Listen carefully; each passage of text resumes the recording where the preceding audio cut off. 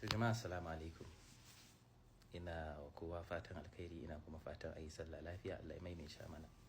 Wannan sako ne na musamman zan miƙa wa Adam Zango da kusan ni ban fiya shiga social media ina maganganu ban kun gani a nan kawai waka nake ji kowa sai na koma ne shiru.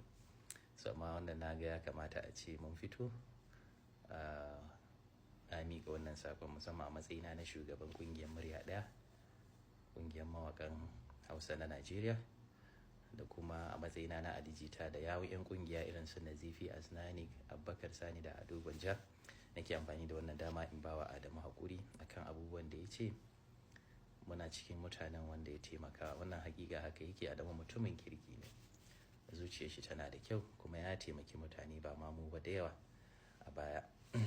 Wanda nake ganin it's high time 'yan fim da mawaƙan duk mu fito